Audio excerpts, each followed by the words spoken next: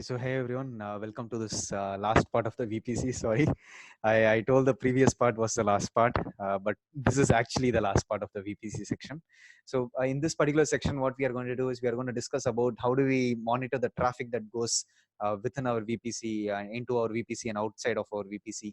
So where do we enable all of this, and how do we track the logs regarding our traffic, and how do we save it to an S3 bucket and things like that. So there is a particular configuration on the VPC level itself that we can enable, which is called as flow logs, right? So let me go ahead and click on the VPC.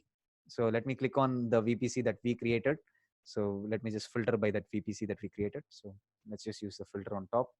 So you can see on this VPC, we have a configuration below called as flow logs, right? So in this particular configuration, if we enable the flow logs, we will be able to see some details regarding what was the interface ID through which the traffic went, what is the source port, what is the destination port, what is the source IP address, what is the destination IP address, what is the protocol number, whether it's TCP is protocol number 6 and UDP is protocol number 17, and how many bytes were transferred to, through the traffic, and something regarding also regarding how many packets were transferred, and then whether it was an accept traffic or whether it was a reject traffic, and what is the log status, whether it's okay or not. So these are some of the details that you get from a flow log. So let's go ahead and enable the flow log. But before enabling the flow log, I would like to mention over here that a flow log can be enabled at 3 different levels. So you can enable the flow log on the VPC level. You can also enable the flow log on the subnet level. You can also enable the flow log on the ENI level. So since we have spoken about the ENI when we studied about EC2, so let me just show you those 3 settings. So if you enable the flow log on the VPC level, it means that all the subnets within your VPC, all the ENIs part of those subnets, literally everything will be monitored, right? But if you enable your flow log on the subnet level, so let's just take the subnet that we, as part of our VPC, we have two subnets, public and private. So we can also enable flow logs on the subnet level, which means all of the ENIs that are part of only this particular subnet, that respective traffic will be monitored. And when it comes to the private subnet, this subnet's traffic won't be monitored if you enable the flow log only on the public subnet, right? And one more thing that you can do is enable the flow log on the ENI level. So let me just go to that instance that we had, which was, part of that respective VPC, which is this public subnet instance, right? So let us just paste this instance ID over here, and then let's look at the ENI for this instance ID. So you can see the network interface over here. You can see over here for this network interface, probably I think we will have to go to the network interface on the left side. So let's just go to the network interface on the left side and just sort by that instance ID. So for this network interface also, you can see that there is a configuration of flow logs. So wherein only for this particular network interface, we will have all of the traffic being monitored. So what do you, think is the best practice from when it comes to an organization's perspective? I would always enable flow logs on the VPC level, right?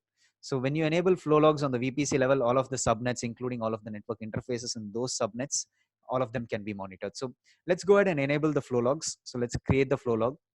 So when you choose the filter pattern to be all traffic, it includes both the accept and reject traffic. And we are going to choose the granularity to be every 10 minutes or every 1 minute. It's totally your choice. And the destination that you want to send it to, it could be a CloudWatch logs group, or it could be an S3 bucket that you send all of these logs to. So right now what we will do is we will send it to a CloudWatch logs group. So let me just go ahead and check whether I have a logs group over here. So let me just scroll down over here. So I have so many log groups over here, but let me just see if I have a log group for VPC flow logs. Yeah, we have one over here, but let's go ahead and create a new one for us. So let's go to CloudWatch. So let's go to CloudWatch. Let's create ourselves a new log group. Anyways, we'll be discussing in more detail about CloudWatch logs when we study about CloudWatch. So let's go to log groups. Let's go ahead and create a new log group for us by clicking on the action button, create new log group. And we are going to call this as VPC flow logs hyphen my demo VPC NG. Right? Let's go ahead and create log group. Yeah. So once it has created the log group, let's go back over here and let's just refresh this guy. And then let's search based on that log group. So it's called as VPC flow logs, right? And my demo VPC NG. So this is the log group that we created. And we are going to go ahead and create a new role. But you can see over here, let's see if we already have a flow logs role. So let's just check. So VPC. Okay. So I think it's called as flow logs role. Yep.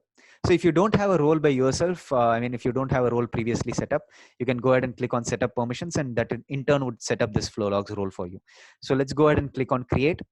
So once we have sent it to the CloudWatch logs group, you can see over here, this flow log will be enabled for this entire VPC, right?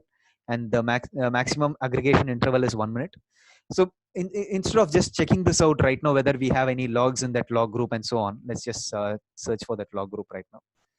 So we call this as VPC flow logs, my demo VPC NG, right? So you can see we don't have any log streams over here right now, but in some time for sure this will be generated. In the meantime, let's also check the other configuration of sending out our flow logs to an S3 bucket.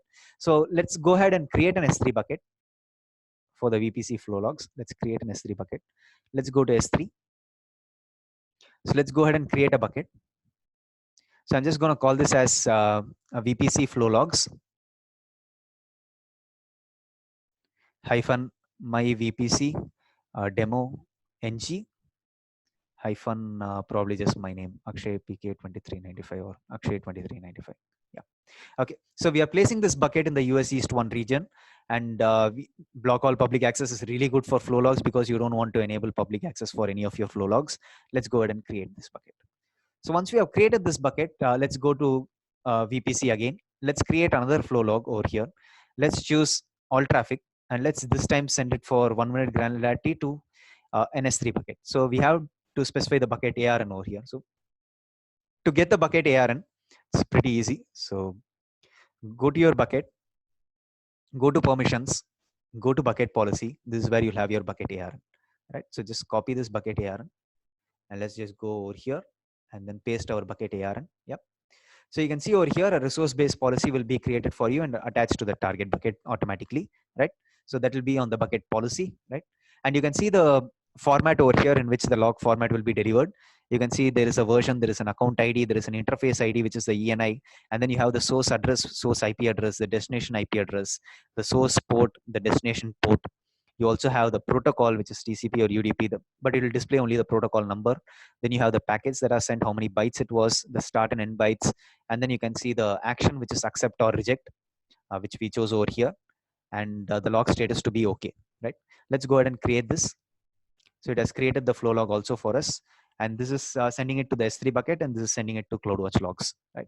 So let's go ahead and check our CloudWatch logs whether we got any ENIs over here. Awesome. So we got some ENIs over here. So let's go ahead and check some of the traffic within that ENI. You can see this is a version number. This is the account ID. This is a ENI ID. This is your source IP address, destination IP address, source port, destination port. The protocol number is UDP. And then you get the packets that were transferred, the start bytes, the end bytes, and whether it was an accept traffic, and the log status is okay. Similarly, you can also check it for the other ENIs and so on. So since we have successfully established the flow logs for the entire VPC, so we get the traffic being monitored for all of the subnets and for all of the ENIs within that within those subnets, right? For our entire VPC. So something that you can do in advance or I mean iteratively increasing this architecture to also include log analytics and something like that. We can also send out all of our flow logs that we have in our CloudWatch log group as a subscription using a Lambda function to an Amazon Elasticsearch cluster, wherein we will be able to do visualizations, dashboards, querying over all of our logs, selecting only the reject traffic and so on. So that will be pretty interesting. So wait for that. So we'll have that set up in the next part of this lecture, right? So thank you for viewing this lecture. Have a nice day, guys. Bye bye.